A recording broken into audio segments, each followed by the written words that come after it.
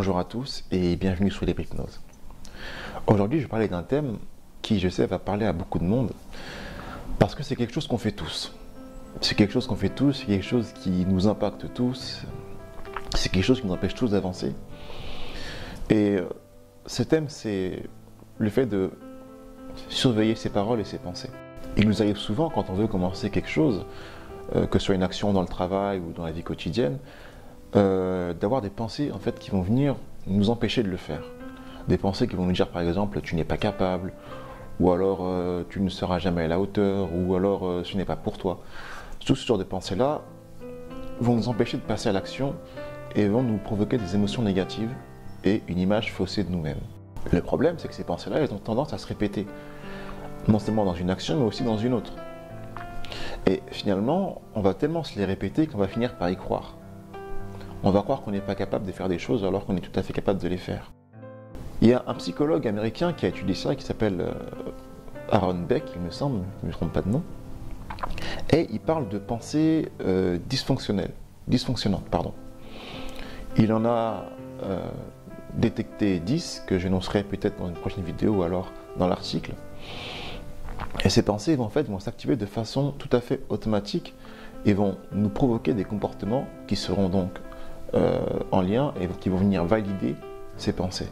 Un des processus qu'a défini Beck, par exemple, c'est la maximisation du négatif et la minimisation du positif. Imaginez que vous faites quelque chose de très bien et plutôt que de vous dire « ouais, c'est la pêche et tout, j'ai réussi à faire ça », vous allez minimiser votre rôle dans le fait d'avoir atteint un bon objectif.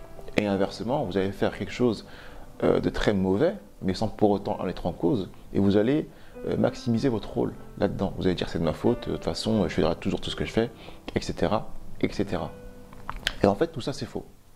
Ce sont que des pensées qui vont venir s'activer automatiquement et c'est ce qui fait que la plupart du temps on n'a pas le temps de s'en rendre compte. De la même manière que nos pensées vont venir affecter nos comportements, nos paroles également vont venir affecter nos comportements. Imaginez le matin, quand vous allez au travail, vous voyez votre collègue, il vous demande « Tiens, comment ça va Jules ?» Là vous répondez « Ouais, ça va », avec une petite mine, avec une petite voix. Imaginez que vous dites ça à un collègue, puis à un autre collègue, puis à un autre collègue, et vous répétez ce « ouais, ça va » à chaque fois. Qu'est-ce qui se passe? Votre inconscient il va enregistrer l'information que vous n'êtes pas bien aujourd'hui.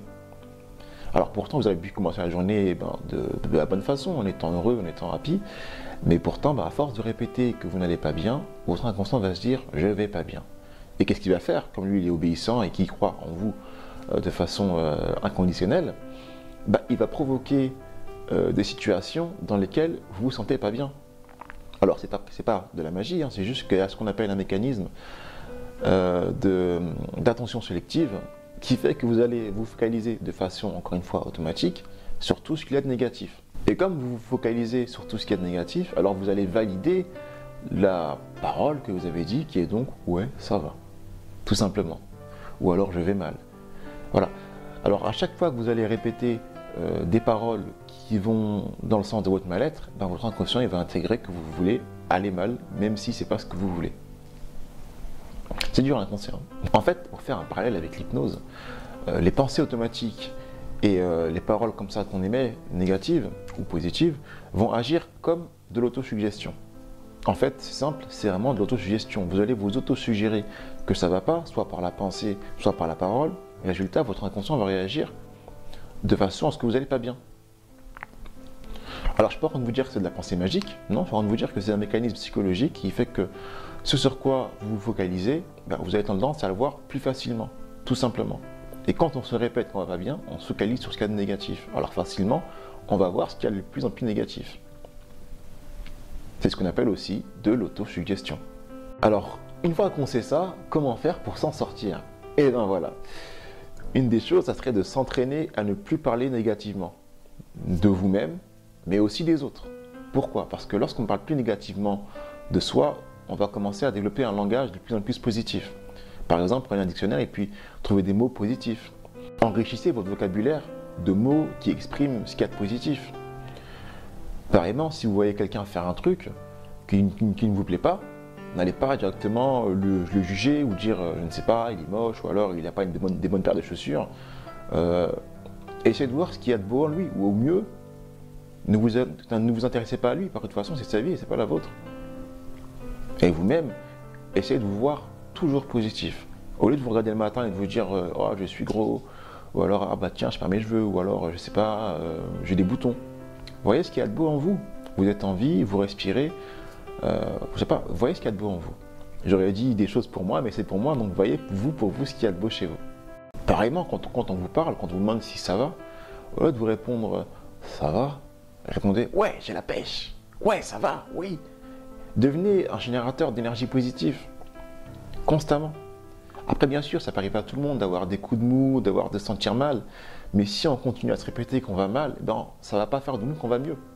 Au contraire, on va continuer à aller mal. Donc, comment dire, tuez le mal dans l'œuf et dites « je vais bien », tout simplement. Et répétez-vous « je vais bien ». À force, vous allez voir que votre mental va commencer à développer une habitude à parler positivement.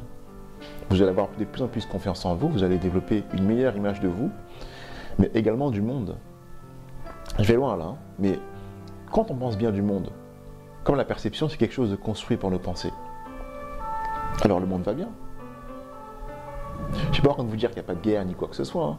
Je suis en train de vous dire que dans votre environnement, si vous pensez positivement, alors vous verrez de plus en plus de choses positives. Et vous serez de plus en plus heureux. Voilà, j'espère que cette vidéo vous a plu et qu'elle vous aidera à développer vos potentiels. Si vous avez des questions par rapport à ça, n'hésitez pas à les poser en commentaire, je ferai un plaisir d'y répondre. N'hésitez pas non plus à liker, partager, commenter, etc. comme d'habitude. Quant à moi, je vous dis merci et à très bientôt sur Libre Hypnose.